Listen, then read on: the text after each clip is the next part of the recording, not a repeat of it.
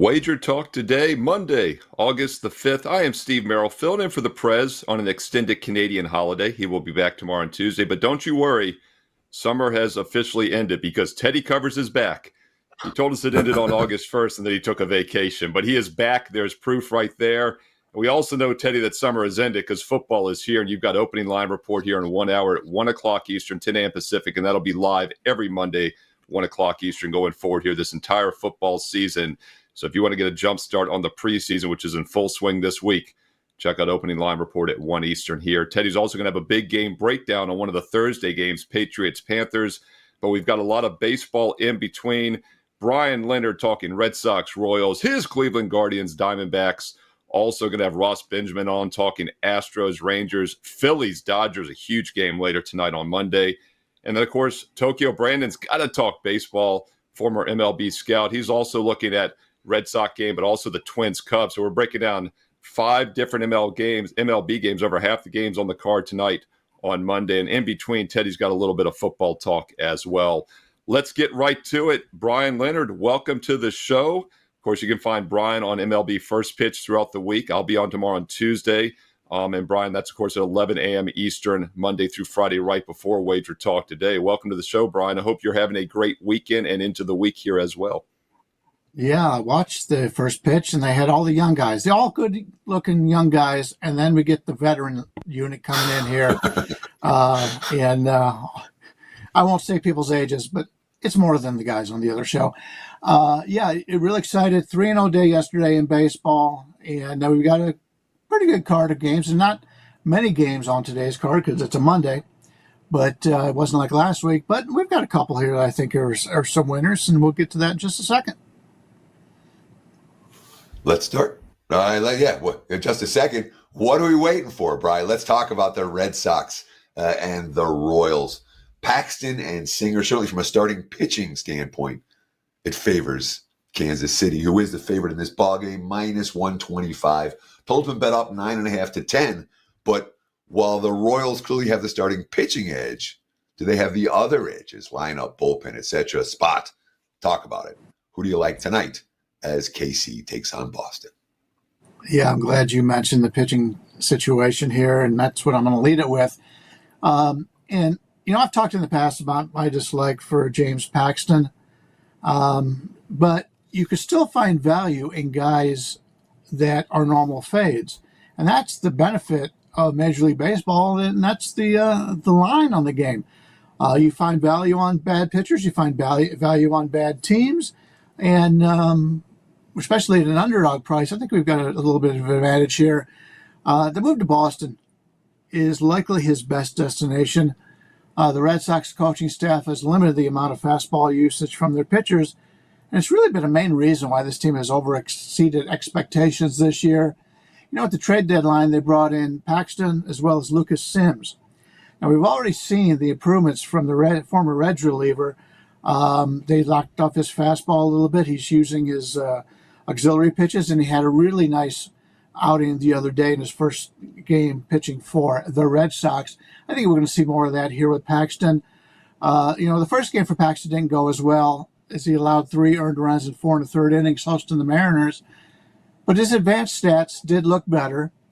His four-seamer, if you take a look at his individual pitches, his four-seamer has been thrown 57% of the time this season overall, with the 373 expected WOBA. It's produced a weak 14.7 whiff percentage. But his knuckle curve and his changeup have produced 36.1 and 31.1 whiff percentages. They've been much better pitches. So we expect both of those pitches to be thrown much more often in the Red Sox uniform as they get him away from throwing his fastball, which has not been good for a few years. So once you get these guys that at one time, you look at his career numbers for Paxton, he's averaging more than a strikeout per inning in his career. Not this year. He just doesn't have the fastball any longer. And since he's gone to a new team, Boston will make him keep that on the back burner. So less fastballs for Paxton means more success for Paxton and the Boston Red Sox. Brady Singer finally living up to his expectations with a solid season. If you take a look at his traditional stats, 2.88 ERA, 1.16 WHIP, But a closer look shows his expected ERA to be 4.45, which is 1.5 runs higher. This far in the season, you rarely see a differential like that, and that's something we could take advantage of here. He's thrown 3 quality starts in a row, so we expect some major regression. And I've talked about that in the past. There's no correlation between pitchers that have thrown 2 or 3 good starts. I will go to my deathbed arguing that with Marco and a few other guys, but there's no scientific information that's been out there to prove it that happens, which means everything is random. And so you can't take a look at recent usage unless there's an injury involved, and you always want to keep an eye on that. But in fact, when you take a look at who Singer has pitched against, lately it's been the White Sox twice, the Cubs, the Rockies, the Rays, and the Marlins. In fact, he's faced the White Sox 4 times this season, and he took on the Reds 1 time this year on the road, and it's a situation where the Reds scored 4 earned runs in 2.2 innings against him. The Red Sox hit him well. He hasn't faced many good offenses. And offensively for this game, the Royals rank only 20th in the league in WRC plus versus Southpaws. I think the Red Sox got a nice advantage here. We led off by saying that the better pitching matchup is for Kansas City, but I don't think that's really true. Singer's been better than Paxton, but I expect some changes for Paxton, and I like the way the Red Sox pitchers pitch this year. Give me Boston as a nice underdog here. So when I'm looking at the Red Sox, really, when I'm looking at the second half of the MLB season, as we head into August, I call about, low-hanging fruit. The plays that, that make sense, the plays that are, you're not spending 3 hours trying to figure it out. And to me, the low-hanging fruit with the Red Sox is the over. The lineup's been dynamite. The pitching's been suspect. The defense has been suspect, and they're flying over to, 11-2 to the over their last 13 ball games. We've seen over money already for this one. Paxton may be better than his numbers indicate, but he's no ace. Singer's a guy you're expecting regression from.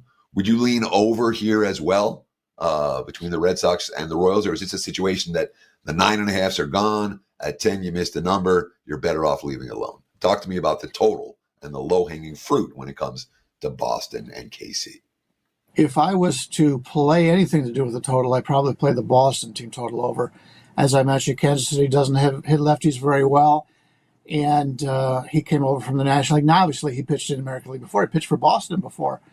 But Kansas City's a team. It's a younger team that hits fastballs very well. I don't think they'll have as much success here against Boston, especially if Paxton does what I expect and get away from throwing the fastball. I think that's something they haven't seen. So I think that gives them an advantage here. So while obviously runs will probably be pretty plentiful in this game with the way these two pitchers are, I just don't think Kansas City is going to be that involved with them. So if I had to play the over, I would play Boston's team total over.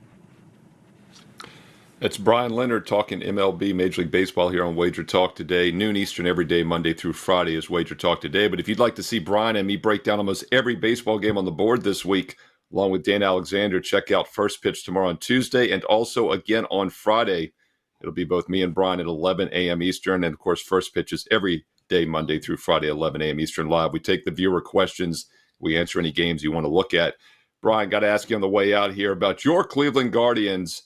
I always say hardly anybody wins over 60%. Well, there's only one team in baseball right now that's winning more than 60%. And who would have thunk it was your Cleveland Guardians? Sure wouldn't have been your Cleveland Indians, but the Guardians are getting it done now. Royals, meanwhile, have been a little bit of a surprise story also in that AL Central. In fact, they're 13 games above 500. If you look at their net run differential, they should be 19 games above 500. Kansas City's been a very strong home team this year, one of the best in baseball. Good matchup tonight. What are you doing with this one? I'm sorry, that was the Boston Kansas City game. But what are you doing with your Cleveland Guardians and Diamondbacks? Arizona, of course, the defending NL pennant winners. They've been coming on as of late as well. So two teams in decent current form overall, Arizona at Cleveland. You scared me a little bit there. I thought they were playing a split squad game. I thought this was preseason. Yeah, I scared myself, Bryan. Scared myself. Yeah, that's okay. The Indians are playing the Royals afterwards. There you go. Diamondbacks are getting healthy and are playing some of the best ball in the league because of it. They rank 7th in baseball in WRC plus versus lefties, so they've hit lefties very well all season. And they get to take on a pitcher who hasn't fooled anyone this year. When you look at Logan Allen's Savant page, all you see is blue, and that's not a good thing. Yes, he has an 8-4 record on the season. But that has nothing to do with his pitching. He's been getting a lot of run support. It's been amazing, the run support he's got, but you can't expect that every game. It doesn't matter who's on the mound. It's just a random occurrence. But, he comes in with a whopping 5.67 ERA, 1.55 whip. Now, his expected ERA is 5.54, so all his bad numbers are well-deserved. And then when you look at his profile, we see he's better than league average in just one category, 54th percentile in ground ball rate. Ground balls are good. That's nice. But when you can't get anybody out, it's terrible. In fact, the hard hit rate has been bad. He's 38th% or worse in every other category as opposed to the ground ball rate.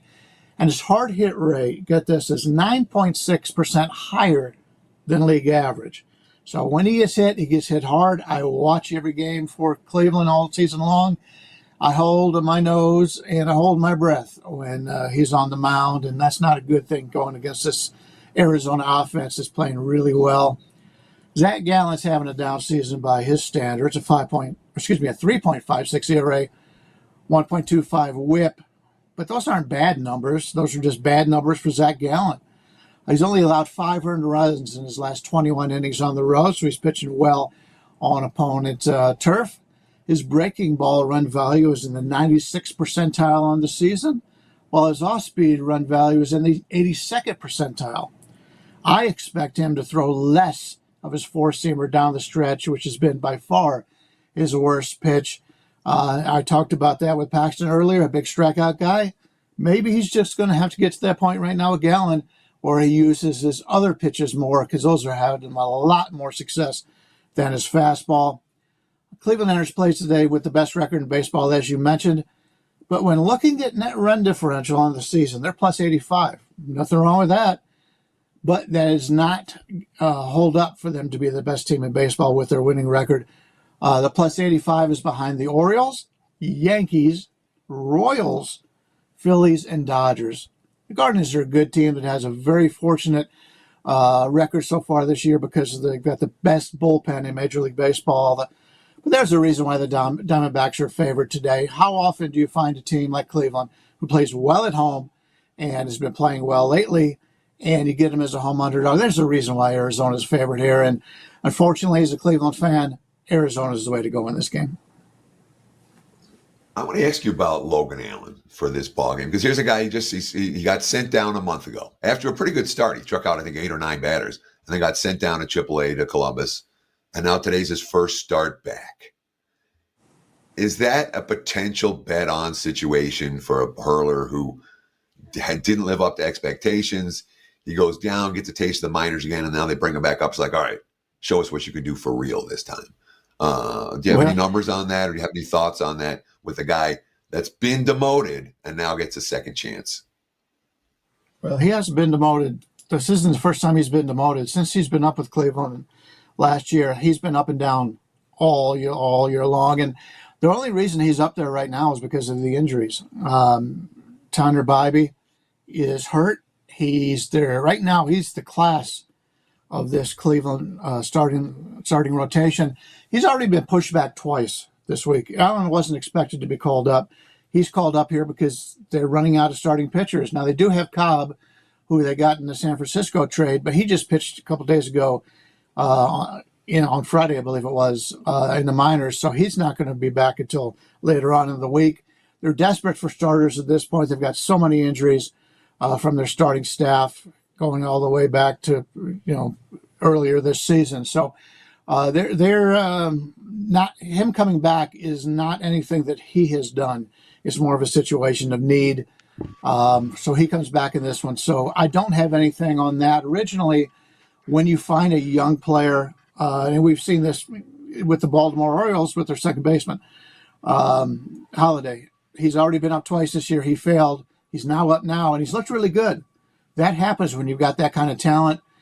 As much as I like to say that Logan Allen does not have that type of talent, his ERA in his career is 4.57. with a whopping 1.46 whip. He's just an innings eater right now for Cleveland. They need somebody to take that spot. Arizona's the way to go in this one. Bryan Leonard talking baseball here on WagerTalk Today. And I got confused with the Royals because that was one of the points I was going to bring up, Brian, is that the Royals are sitting third in the division with the best run differential, one of the best in baseball, and they've been very strong home versus the road. One thing your Guardians have going for them, though, is that they're 8 games above 500 against winning teams. Nobody else in that division, including the Royals, are 27-31. Nobody else has been good against winning teams. So we'll see if that makes a difference down the stretch for your Cleveland Guardians. That's Bryan Leonard. You can find him tomorrow on Tuesday, along with myself, Steve Merrill, at 11 a.m. Eastern here on First Pitch, talking about a ton of baseball games. Also, this Friday, we'll be together on the show. Brian, what else you got going on this week at WagerTalk.com? Yeah, as of right now, these are the only 2 plays I have up for clients. I may add more later, but we'll have to check more information. I don't handicap the preseason, but this deal, if you buy August, you get September and October for free, is a tremendous deal. We'll be back for the NFL as we are every year during the regular season. But I was number 3 last year in net profit in college football. We've been very good in our history in college football. In fact, good in the NFL too, although I did have a down season last year in that regard. But this is a tremendous thing. You get baseball, you get the baseball playoffs, you'll get football coming up. So it's a great situation. And if you don't choose me, choose somebody else, because this is the time to really buy in with this great package. Buy 2 months, you get the next one for free. Really nice deal for anybody out there, including the 2 gentlemen I'm talking to right now.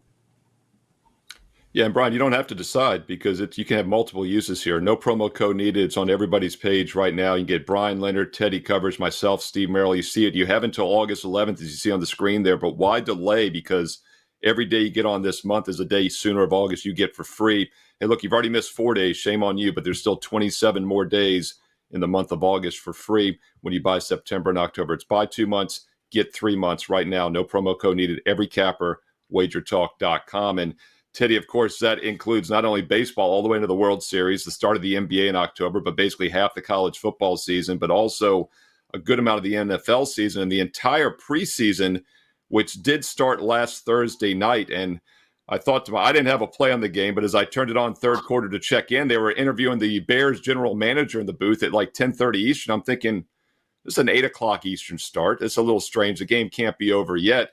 And I thought to myself, I wonder if there's a weather delay. And of course there was. And mid-third quarter, the game had already gone over the total, the closing line of 32.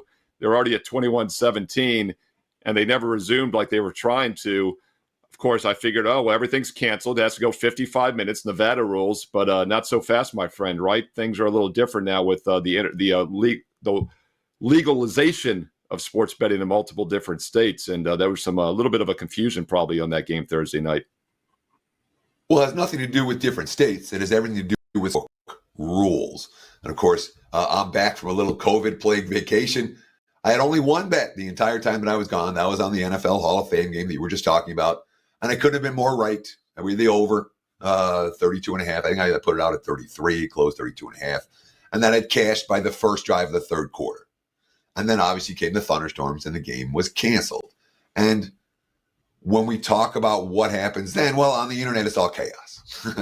Oh my God. But different books have different rules. Jeffrey Benson from Circa was one of the front men on Twitter. Quote, a game was called due to weather. Given it didn't go 55 minutes per our house rules, it will be a refund on full game, money line, side, total. Same for second half bets. Don't shoot the messenger. I don't control the weather. No, we didn't call in a lightning strike because we were heavy on the under. No, we aren't going to pay out. You're over. That's Circa's house rules. We compare that, and of course, our good friend Dave Sherapin tweeting at the same time. Since the beginning of time, a football game has to be played for 55 minutes to be a game in the books. He talks about the FanDuel house rules. Game must play at least 10 minutes in the fourth quarter. If a game starts and then gets suspended prior to that time and is not completed within 24 hours, all contest actions that are not unequivocally determined will be voided. Abandoned or postponed games must be played within 48 hours.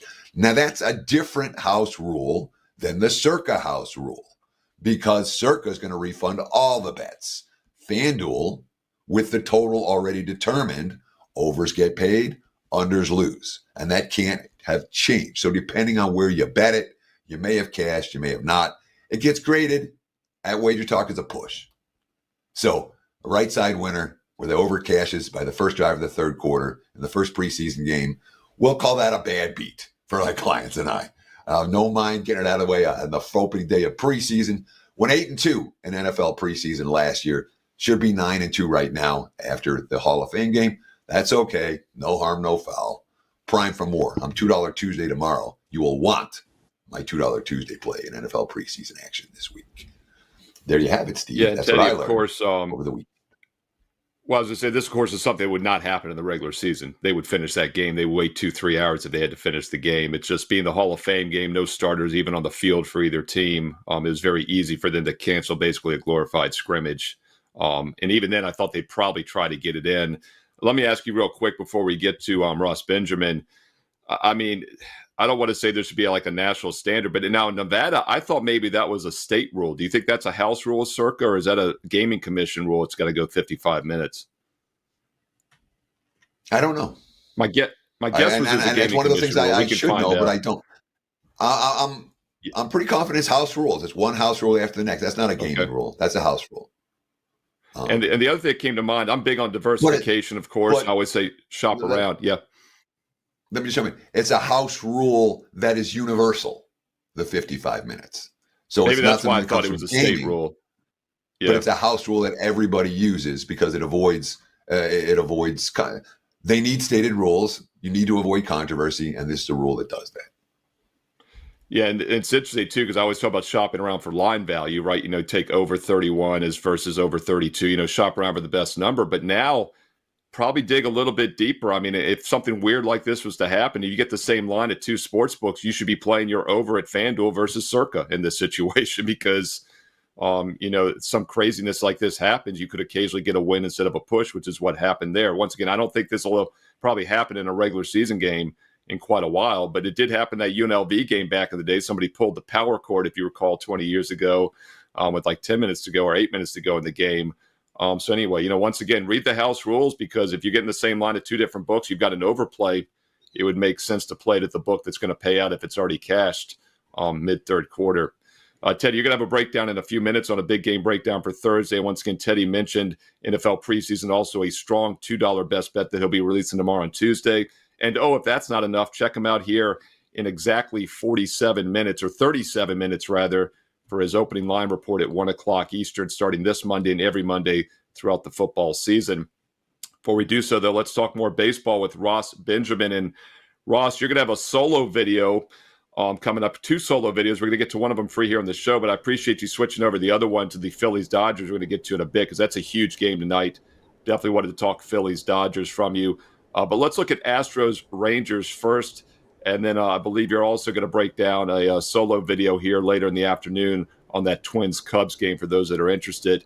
But, Ross, what are your thoughts on this Astros-Rangers game? I mentioned to Brian that Cleveland's in first place. They don't even have the best run differential in the Central. Well, the Mariners have now passed the Astros again, but the Astros still by far have the best run differential in the AL West. So what are your thoughts on Houston? What are your thoughts on this Ranger-Astro game? Maybe the two best teams in the West playing tonight. Yeah, I believe the Astros might be one of the best teams playing in the West. We keep waiting for the Texas Rangers to wake up, and, they're not hearing the alarm. Since 2022, the Astros have dominated the Rangers in Arlington, 18-5. If you remember last year, they lost that 7-game series in the playoffs to Texas, but they won all 3 of those games on the road and lost all 4 at home. So they fared very well at Texas. I know that Teddy likes looking at stuff like and when it's that dominating, I do too. Andrew Heaney, 3 starts against Houston this year, and he's not been very good against the Astros. A 7.30 ERA and a 1.78 WHIP during that course of time. In the Texas bullpen, very vulnerable to giving up the long ball, guys. Since the All-Star break, they're number 26 in baseball in terms of home runs allowed per 9 innings pitched. And that's something I definitely take a look at when assessing bullpens and handicapping games. The Rangers have dropped 4 of their last 5 and 7 of their last 9, and that goes back to the point where when are they going to wake up, if ever? And since the All-Star break, Texas can't hit their way out of a paper bag, Teddy. 228 team batting average, 292 on base percentage. Hunter Brown gets a start for Houston, and he's been solid for the majority of the season after his he did get off to a rough start, but he's really come of age of late. 6 of his last 7 on the road have been quality starts. As a matter of fact, 11 of his last 13 starts have been qualified as the quality variety. So he's been pitching very well, not only in the short term, but over the last couple months now. In Texas, this 2-6 in their last 8 when facing a right-handed starting pitcher like Hunter Brown. On the other hand, Houston 6-2 in their last 8 versus left-handed starting pitchers like they'll face tonight. I like the Houston Astros here, the small number of -115 over Texas. So the markets have moved towards Texas pretty significantly over the course of the last, since the lines opened. I saw -120, -125 even for the Astros. And now I'm seeing the Rangers as favorites at -110 in a lot of spots. What's that money seeing? Is this a bet? Are they betting against Brown? Are they betting on Haney? Is this you have any idea what the broader markets are seeing on the Texas Rangers that makes them take so much money for tonight? Because I couldn't figure it out. I'm lost on that one too, Teddy. I'm not even going to begin to take an educated guess on that because all the data to me points toward the Astros being the better play here.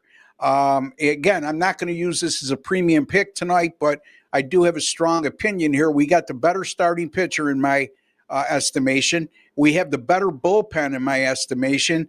And again, you look at the right-handed versus left-handed splits and Astros dominating at Arlington since 2022. I got no clue what they're seeing in that regard. And to me, this baseball, to me, when I look at situations that you just described in terms of what the market's showing, baseball, to me, I place less emphasis on that aspect compared to basketball and football. That's just me, Teddy.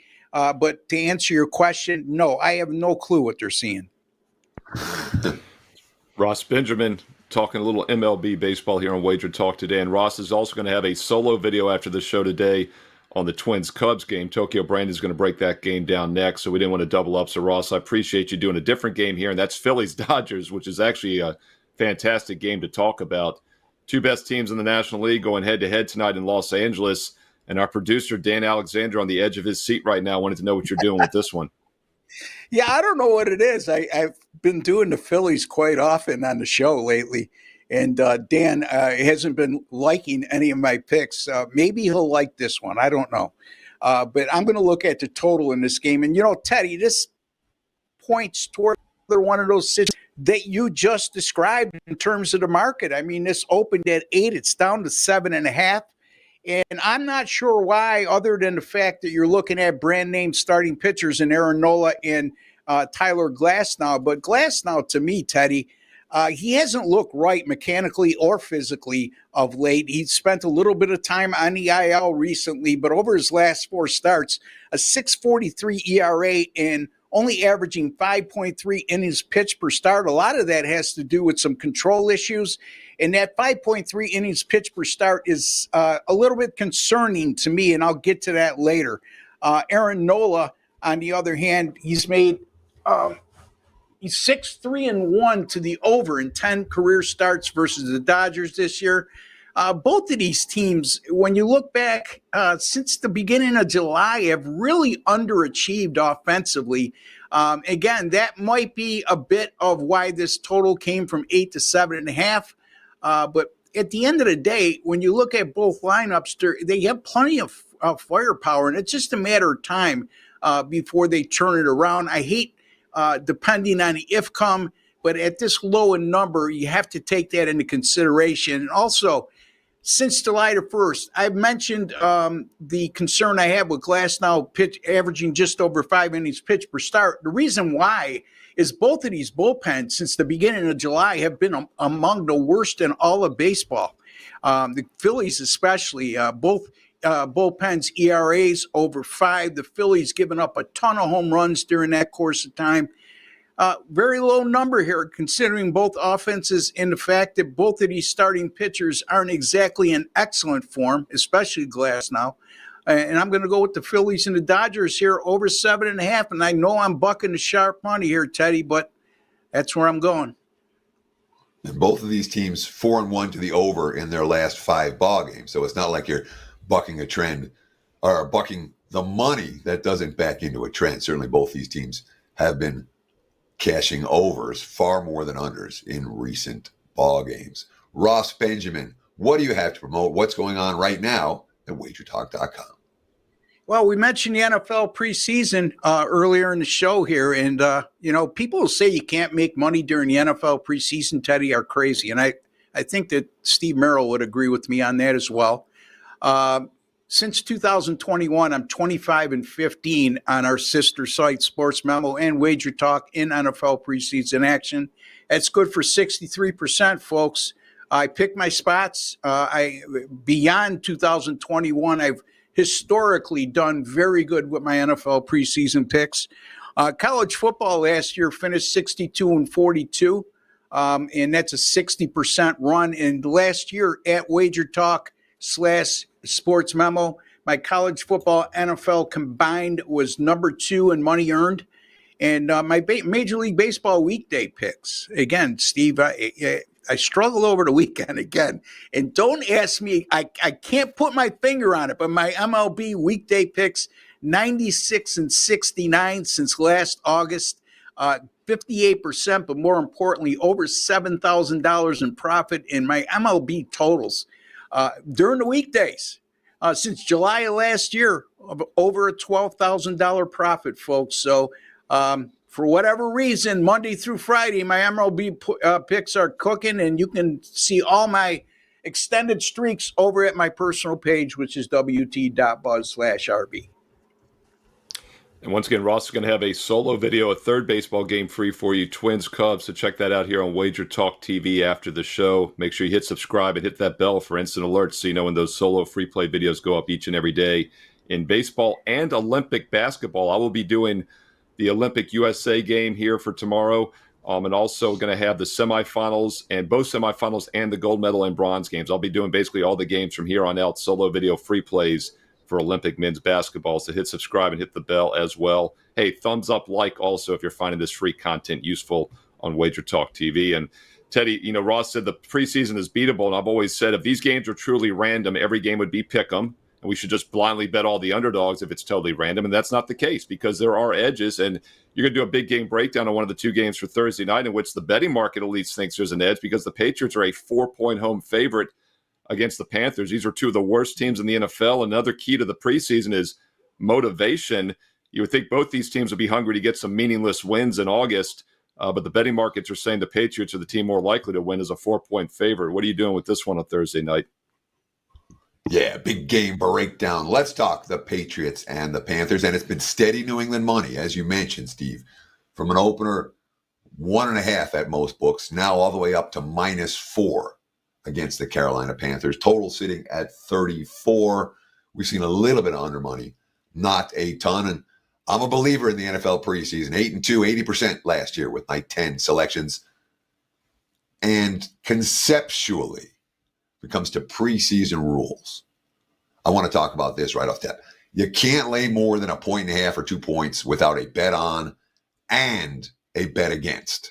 All right. You can't be like, oh, I like this team, I want to bet on them. There's got to be a bet against element to it if you're going to lay points in the preseason. And let's not forget again, key numbers in the preseason. The 3, not nearly as important as it is in the regular season.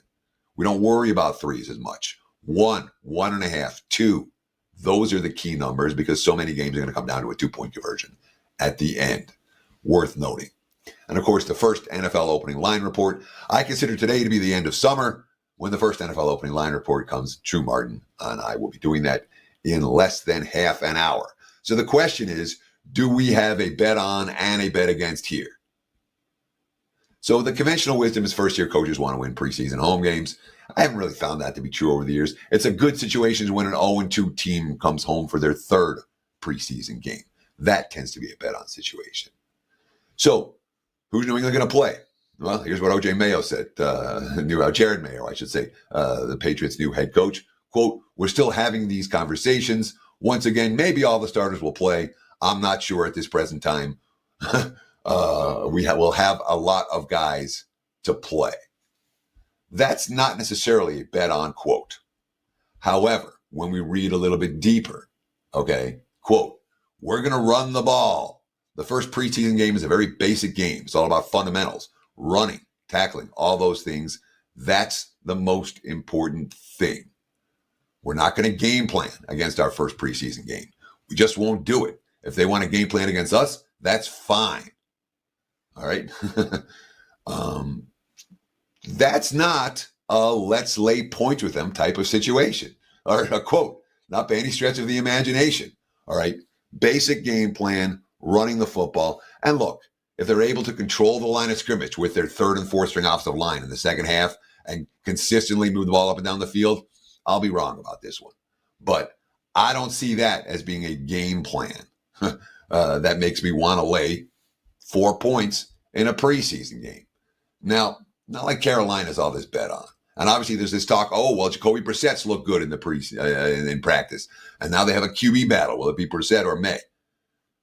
I'm much more interested in teams that have a backup quarterback battle, especially for game one. Like, I don't think Carolina does, but the question is, who's going to go for the Panthers? And right now, I don't know. I don't know if we're going to see Young. I don't know if we're going to see Dalton. I don't know if it's going to be a whole bunch of Jack Plummer, the unsigned free agent. And if it is, we don't want Carolina. We want under. As of now, as we look at this game, it's Panthers and under. The question is, which of the two is the better wager? We'll be working on it over the course of the next couple of days and see if we can figure that out before kickoff. But Carolina and under, certainly the two ways I'm looking at this one right now here on Monday morning. There's your big game breakdown.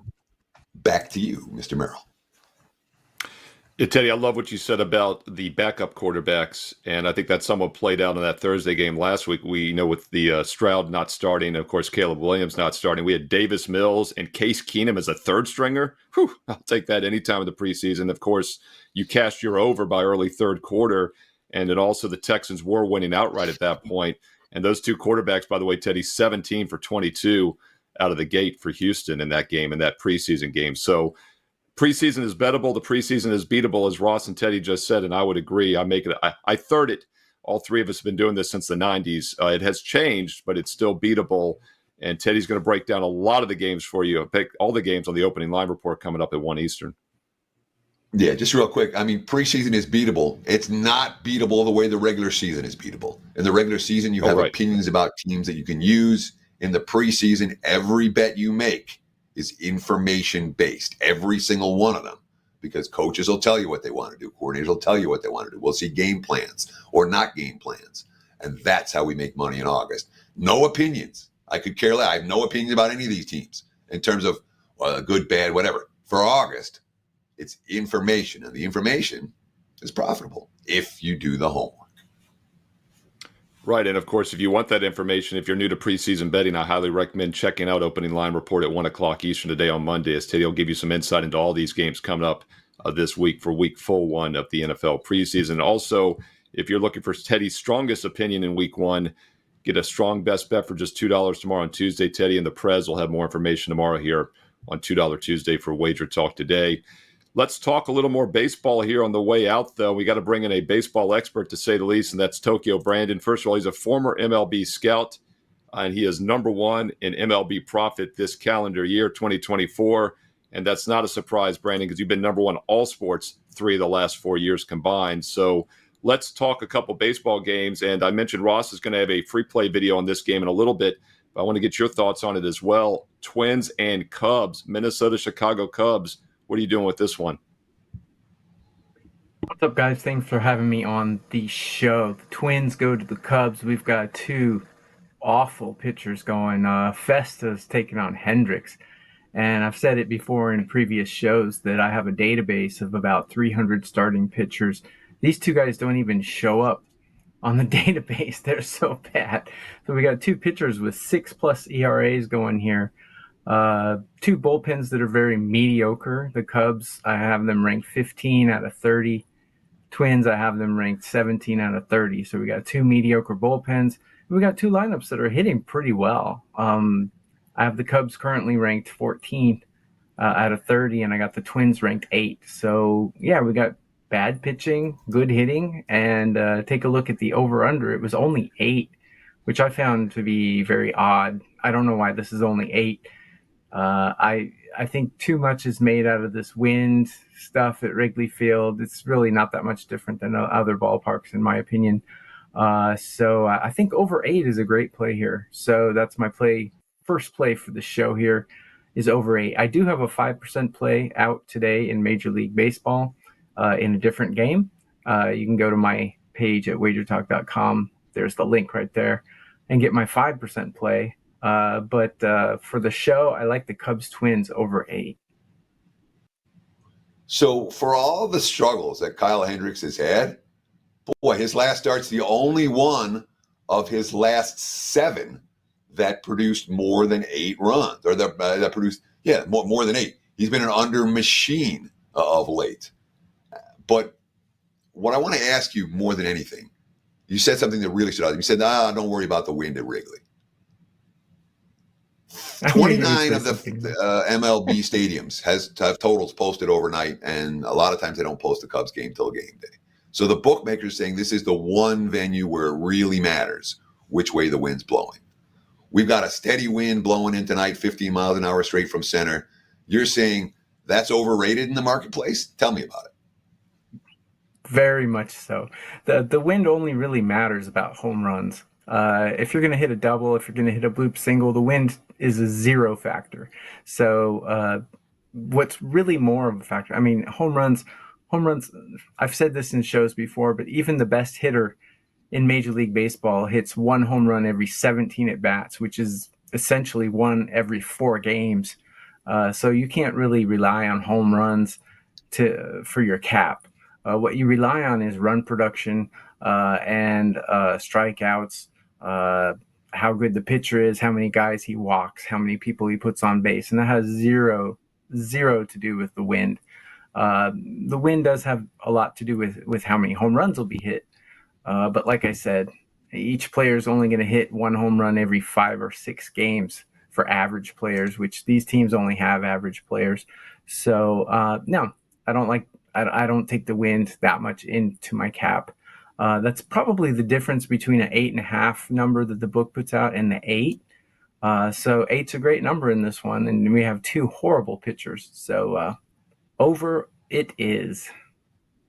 I love the fact that neither even showed in your database. This is the play the over when neither shows in the database angle, which is pretty cool. And this is, of course, coming from a former MLB big league scout, Tokyo Brandon. Let's look at this Red Sox and Royals game. Brian touched on the side earlier, but I want to get your thoughts on the total and maybe specifically a team total in this Boston-Kansas City game tonight at 8 Eastern. Yeah. So the Red Sox take on the Royals, and the books overreact to a lot of things. And the Wrigley Field wind is one thing that I believe they overreact to. And they overrate a lot of pitchers, and they underrate quite a few pitchers. Like Patrick Corbin's going today. He's not a good pitcher, but they overcompensate how bad he is. And I think they overcompensate how good Brady Singer is. Brady Singer's pretty average pitcher, actually. He's got a 1.16 whip. It's good. A 2.88 ERA is pretty good. But you got to dig a little deeper. And I have Brady Singer in my database. I have 300 starting pitchers. I rank them on a curve of 30 so I can compare it apples and apples to the bullpens and the hitters. I have Brady Singer. I have him ranked 25th out of 30 on a curve of 30 pitchers. So his peripheral numbers, not very good. Yeah, he's got a decent ERA.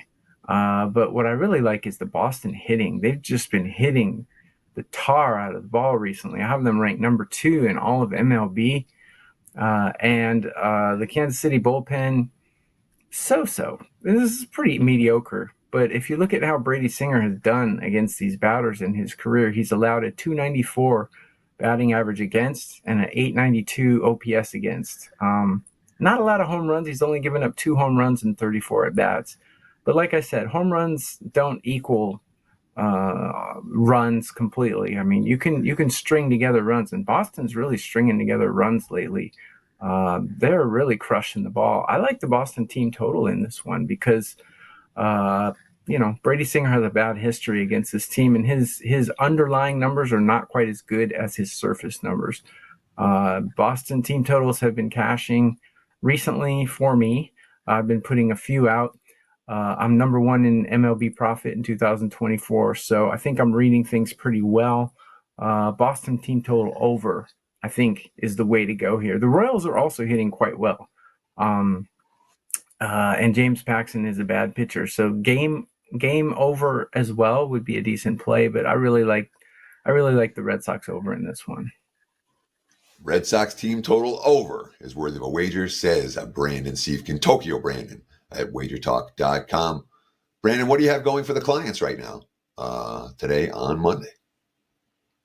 Yeah, I got a 5% play out in Major League Baseball. I'm number 1 in Major League Baseball profit in 2024, number 1 in all sports profit 2024, and number 1 last 30 days. I've made $3,400 profit for my clients in the last 30 days, and I've doubled their bankroll in the last 6 months. So going pretty good. Grab my 5% play at my page at WagerTalk.com. And let's cash these free plays that I'm giving on the show as well. It's Tokyo Brandon, and part of the All Sports with Tokyo is not only the number 1 ranking, but also you get Asian baseball, Korean, and Japanese. So yet another capper you might want to consider with that buy 2 months, get 3 months special right now at WagerTalk.com. You get the rest of August for free, any and all cappers you'd like when you get September and October. And you see you have until August 11th, but why delay? Because every day you get on board now is a day sooner you get of August for free. I'm Steve Merrill. I'll be on MLB First Pitch tomorrow at 11 a.m. Eastern with Dan Alexander and Bryan Leonard. Teddy Covers is up next with Opening Line Report. You have 10 minutes to jump in the swimming pool and have a barbecue because summer officially ends here in 12 minutes at 1 p.m. Eastern. I'm getting nervous. 10 a.m. Pacific, Teddy. And then chaos begins tomorrow when the Prez returns on Tuesday. Take us home. Sure. That's going to wrap it for the Monday edition. Like Steve said, Opening Line Report for the NFL comes 12 minutes from now. Stick around. Between now and tomorrow's Wager Talk Today, enjoy the games and best of luck with all your bets.